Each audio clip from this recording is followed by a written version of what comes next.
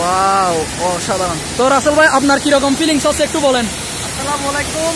আল্লাহ তাআলার প্রকৃতি সৃষ্টি এত যে সুন্দর, সকাল থেকে আমরা নাস্তা করি নাই, কিন্তু আমাদের পেটে ক্ষুধাও লাগে নাই। আল্লাহ তাআলার নিয়ামতই এটা। আসবেন, ঘুরে যান আমাদের রুমা উপজেলাতে, এই জন্যটা। তো আপনি কত ঘন্টা আশা আছে সজীব ভাই? তো সজীব ভাই, আপনার কিরকম ফিলিংস হচ্ছে এই ঝর্ণাটা দেখে? কোনো একটা জিনিস সরাসরি না দেখে বোঝা যায় না ফিলিংসটা। এটা না আসলে কেউ বুঝতে পারে না যে এটা কত সুন্দর, এটা কতটুকু মুগ্ধতা করে মানুষকে, সেটা কখনো বোঝা যাবে না। এটা থ্যাংক ইউ ভাইয়া, অসাধারণ একটা মন্তব্য করলেন। ধন্যবাদ আপনাকে, আল্লাহ দীর্ঘায়ু করুক আপনাকে। আমরা চাই প্রকৃতির মাঝে সবসময় নিজেকে বিলিয়ে দেওয়ার জন্য, কারণ প্রকৃতির মাঝে যখন আপনি নিজেকে বিলিয়ে দিবেন, তখন আপনার মধ্যে, মনের মধ্যে যে দুঃখ, কষ্ট, আনন্দ, বেদনা থাকবে, সেগুলো দূর হয়ে যাবে, সেগুলো মন থেকে লাঘব হয়ে যাবে।